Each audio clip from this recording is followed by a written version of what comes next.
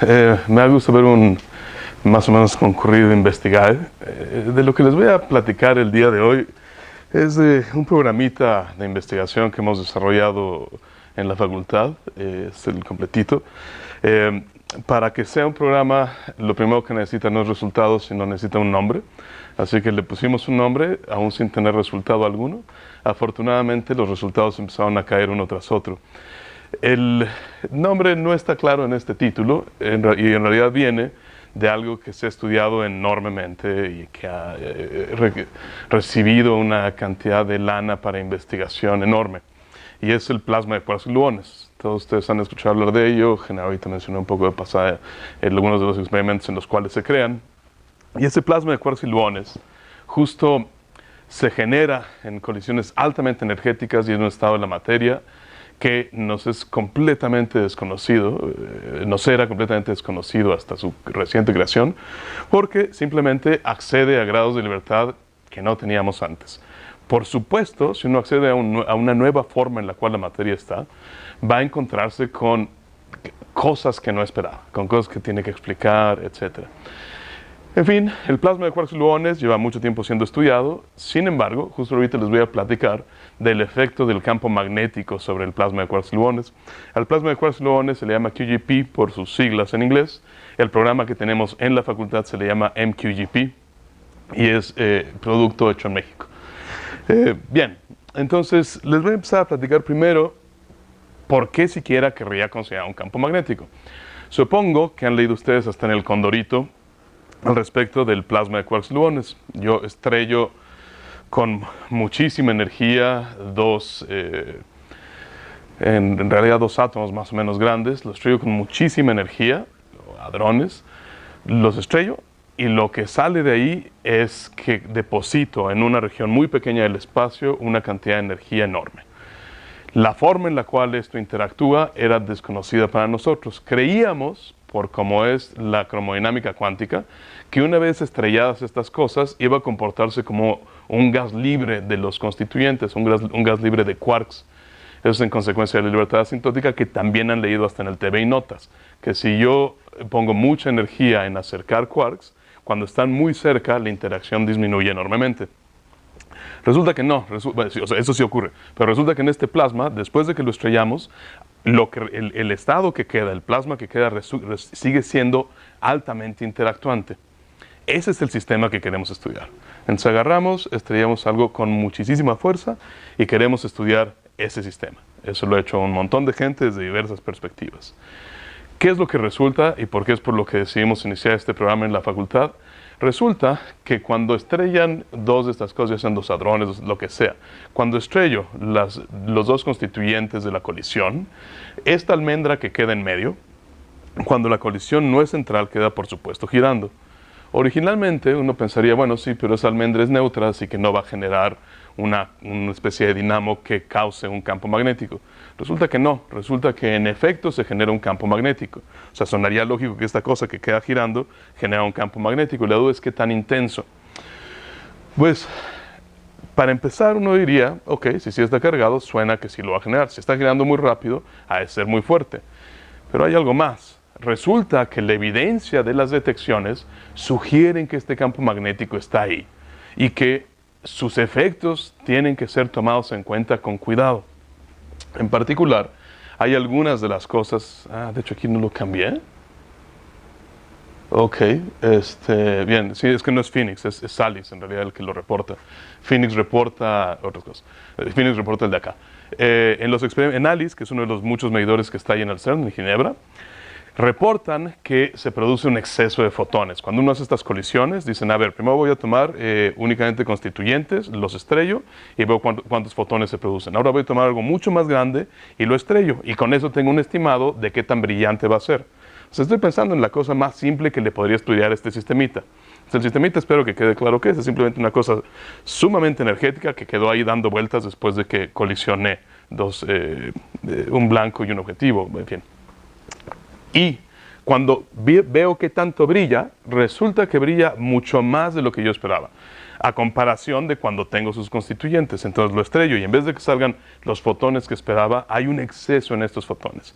Y no solamente hay un exceso en esos fotones, sino que además no se producen con la distribución que yo esperaba. Hay una anisotropía azimutal mucho más grande de lo que yo hubiera creído que se iba a presentar.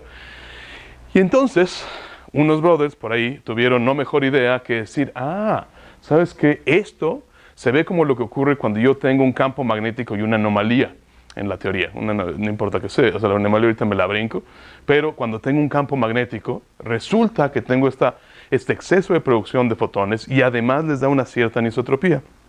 Ellos dijeron que podía ser justificable las observaciones estas en consecuencia de la presencia del campo magnético. Muy bien. ¿Cuál es el tema?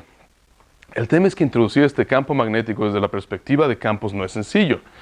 La teoría de campos es una teoría perturbativa. Yo sé muy bien resolver la teoría libre, yo sé cómo funciona para ver las partículas cuando no se hablan las unas a las otras, los cuales es un mundo de increíble flojera. Pero lo que tengo que meter de manera perturbativa en el desarrollo de campos es la interacción. Tengo que suponer que la interacción es pequeña e ir sumando de a poco. Entonces la teoría libre la conozco muy bien. La teoría interactuante no la sé resolver de forma exacta, salvo en casos muy, muy contados. Entonces, en las teorías estas que son interactuantes y no sé resolver de forma exacta, lo que tengo que hacer es resuelvo la teoría libre, esto lo han hecho ustedes en otro tipo de cosas, resuelvo la teoría libre y agrego una perturbación que me indica cómo interactúan los pedazos en esta teoría. Pero esa perturbación tiene que ser chica para que tenga algún sentido, primero decir, bueno, a primer orden cuánto contribuye, a segundo orden cuánto contribuye, etc. Campos en general así trabaja. ¿Cuál es el problema? Este plasma del cual estoy platicando interactúa fuertemente. Su acoplo es 1. Entonces, al primer orden las cosas son de orden 1, al segundo orden también, al tercer orden también. Entonces, a cualquier orden las contribuciones son iguales, del mismo orden al menos. Entonces no lo puedo estudiar con teoría de campos. Uno diría, bueno, lo estudio entonces con de alguna forma numérica, como se hace en la latiz, cierto, pero eso no me permite estudiar, por la manera en la cual se construyen los códigos, no me permite estudiar procesos dinámicos como los que necesito acá. Entonces hay algunas alternativas, pero una que se propone como profundamente interesante es en la que trabajo yo, que es la correspondencia norma-gravedad. Cuando vimos que había que estudiar el efecto del campo magnético, o sea, en resumen hasta ahorita, cuando vimos que había que estudiar el efecto del campo magnético sobre un sistema de teoría de campos de partículas elementales fuertemente acoplado, surgió obvio el decir, pues utilicemos la herramienta que ya conocemos para intentar hacer algunos cálculos. Entonces, tengo un sistema que es altamente acoplado, no sabemos cómo hacer los cálculos y hay un campo magnético del cual quiero estudiar el efecto. Pues entonces aplico esta correspondencia. Brevemente al respecto de la correspondencia, primero déjenme decir, les digo, cantidades que ya hemos estudiado haciendo esto. Entonces tengo mi sistema S y ahorita hablo de qué es la correspondencia un momento. Hemos estudiado la producción de fotones directos, pues primera motivación, y en efecto encontramos que había un aumento en la producción de fotones directos que se pega mucho más a las mediciones. Estudiamos la conductividad dentro del plasma, pues queremos estudiar, o sea, ustedes saben, la conductividad de un gas, de un líquido, de un sólido son muy distintas y hablan de cómo es ese estado de la materia. Pues bueno, acá estudiamos la conductividad para ver cómo era este estado de la materia. Obviamente todo esto es bajo el efecto de un campo magnético. La fuerza de arrastre, en consecuencia de que le aplico el campo magnético, un flujo de renormalización de operadores de doble trazo, es un poco más técnico, y el efecto del campo magnético sobre parámetros caóticos, es decir, velocidad de la mariposa, cosas caóticas que tiene ese plasma, lo estudiamos utilizando esto. Cosas que todavía estamos estudiando es el diagrama de fase de QCD, en el cual algunos habrán oído, algunos no. En realidad es el diagrama de fase de las interacciones fuertes en la naturaleza, la transición superconductora, todo esto, o sea, cómo se afecta por el campo magnético, o sea, cualquier cosa que digas y cómo se afecta por el campo magnético. Espectro de mesones y muchas más que se afectan por el campo magnético. Bien, entonces, entrar ahorita en detalles de qué es la correspondencia va mucho más allá de lo que quiero decir al principio, después podemos platicar cuando estamos bebiendo café. Pero lo que sí es importante son un par de cosas. Una, ¿de dónde surge? Y el lugar del cual surge es de que estudio un sistema, de veras, es así de fácil. Agarro yo, me estudio un sistema físico. Lo observo desde una perspectiva y resulta que ese sistema físico se parte, respiren profundo y traten de seguir la lógica, es súper sencilla. Se parte en A y B.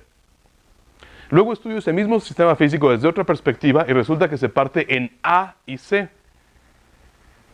Pues si es el mismo sistema físico y se está partiendo en las mismas dos cosas, pues B y C deben de ser lo mismo. ¿Sí me siguen? O sea, es como una conclusión que sonaría increíblemente lógica. Bueno, pues eso es justo lo que motiva a la correspondencia. El observar que un sistema dentro de cuerdas se parte en gravedad 10-dimensional más teoría de cuerdas en un espacio muy específico, y si lo veo de otra forma, se parte en gravedad 10-dimensional, noten, ahí fue A y A, y Super Yang-Mills igual a 4 en 3 más 1 dimensiones, que es una teoría de campos. Entonces la conclusión de la correspondencia ha de ser que Super Yang-Mills n igual a 4 en 4 dimensiones, que es una teoría de campo con todos los problemas que si lo quiero estudiar de forma perturbativa tengo, ha de ser lo mismo que estudiar la teoría de cuerdas completita en un fondo muy específico. ¿Cuál es la ganancia? Que hay cálculos dentro de en la parte esa gravitacional que puedo hacer muy fácil y obtener resultados no perturbativos en el lado de campos, que como les acabo de decir es un problema. Entonces en realidad es un pantógrafo. Si yo ya supongo que estas dos cosas son iguales, me hago cálculos de un lado, cálculos que en muchos casos son muy sencillos, y los veo del otro lado en cálculos que se vuelven muy complicados. Para eso nos ha servido la correspondencia. Es justo a lo que nos hemos dedicado con este programa, ¿no? O sea, quiero estudiar el efecto del campo magnético en la teoría de campos, y en vez de ponerme a hacer un cálculo que no voy a poder hacer perturbativo, que va a ser un desastre, me hago un cálculo muy sencillito en teoría de cuerdas que a bajas energías, aparte, se reduce solamente a una teoría gravitacional, me hago los calculitos ahí, saco mi diccionario, veo qué es lo que quiere decir cada una de las cosas y entiendo cuál es el cálculo del otro lado. Ese diccionario lo ampliamos cada día, o sea, justamente parte de la investigación que hemos hecho nosotros es agregar entradas a ese diccionario. Sí, es un diccionario aún en construcción. Se ha utilizado mayoritariamente en esta dirección. Calculo en gravedad y veo qué pasa en campos, porque nos ha sido más fácil. Sin embargo, en la dirección opuesta, por supuesto, también funciona la correspondencia. Nuestro programa en particular ha utilizado la parte gravitacional para sacar resultados en la teoría de campos. ¿Qué problema tiene para la gente que es poco amena a esta correspondencia? Que no ha sido demostrada. O sea, veo estas dos particiones, pero no he encontrado una demostración rigurosa, utilizando las dos teorías que digo que son equivalentes, demostrando en efecto que son equivalentes. Es decir, esta es como una demostración heurística, se partió en esto y bla, bla, pero no es una prueba. Una prueba sería confirmar que en serio los grados de libertad de una teoría son idénticos a los de la otra, bla, bla. Esa demostración no la hemos hecho. Sin embargo, cada vez que lo utilizamos, todo parece indicar que es correcto. Y como decía hace un rato, una cosa que es importante para ello es únicamente que establece, si yo pudiera acá, establece una correspondencia entre esto y esto, lo cual pues nos da una herramienta de cálculo muy poderosa. Bien, entonces nada más para decirles mínimamente de qué se trata la teoría de norma que estudiamos, tiene un flujo de normación no trivial y en ciertos casos existe una reducción dimensional. Eso es por mencionarles algo de la teoría de norma a la cual podemos estudiar a través de este fondo que nosotros generamos, el gravitacional. Y nada más les muestro algunos resultados que tristemente no son tan... o sea, después de ver las transparencias de Genao, estuve tentado a dar una charla de pizarrón, pero bueno, les muestro estas poco emocionantes rayas. Esto de acá es la producción de fotones. Y conforme yo le agrego más campo magnético, más aumenta la producción total de fotones. Este enhancement de producción de fotones es justo lo que se observa en ALICE. Es justo lo que se observa en ALICE. Entonces, por supuesto, cuando pusimos un campo magnético y vimos que la producción de fotones aumentaba de manera tan drástica al incluir un campo magnético, confirmando la suposición que había hecho esta gente de que el campo magnético nos iba a aumentar la producción de fotones, pues obviamente quedamos felices, ¿no es cierto? Le incluimos eso, vimos que se producen más fotones. Por el otro lado, entonces esta y esta, la diferencia es en qué dirección es la producción de fotones.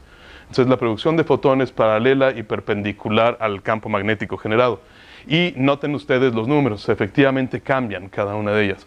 Entonces no solamente aumenta la producción de fotones, sino aparte lo hace de manera mucho más anisotrópica. Y esa anisotropía es la que detecta Phoenix, o Phoenix, no sé, de la que detectan ellos. Esa es la anisotropía que... Entonces, con este cálculo de acá, pudimos ver que en efecto se aumentaba la producción de fotones y eran una producción mucho más anisotrópica. Estos son detalles al respecto del correlador. únicamente por poner algunas otras gráficas. Esta es la conductividad. Es precioso. La conductividad en el plasma, entre más campo magnético le pongo, se va a cero directamente perpendicular al campo, lo cual tiene todo el sentido del mundo si ustedes piensan en la fuerza de Lorentz. Pero además de eso, va aumentando primero de manera no lineal y después linealmente con el campo magnético, que también tiene sentido porque justamente el movimiento está confinado a girar en una sola dirección y hace que las interacciones laterales disminuyan. Y eso sale así todito a hacer un cálculo en gravedad, con un sistema que no es ese mismo. Más de la producción, esto es el cómo corre la constante de acoplo en una teoría que podemos estudiar. Y tengo aquí el flujo de renormalización, cómo cambia la constante en el infrarrojo, en una de las teorías conforme yo meto más campo magnético. En fin, son todas las propiedades que le puedo calcular. Esto es la fuerza de arrastre, ¿no es cierto? Esto es la fuerza de arrastre cuando pongo una partícula en este plasma y la jalo, prendo el campo. Eso hace que el plasma, pues algo le pase, y trato de arrastrar una partícula dentro de ese plasma golpeado por el campo magnético. Y eso, por supuesto, cambia qué tan durito está. Ahorita estudiar eso, imagínense ir a medir en esa cosa de allá. Y creo que son todos los resultados que les haya puesto. Esperaba menos asistencia, así que agradezco que no hayan dejado así el salón. Pues muchas gracias.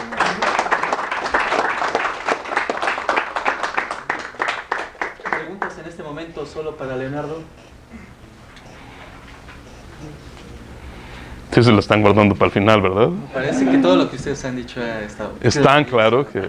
Gracias, Francisco. Gracias, Genaro. Gracias, Leonardo. Se pueden ir. Gracias a ti.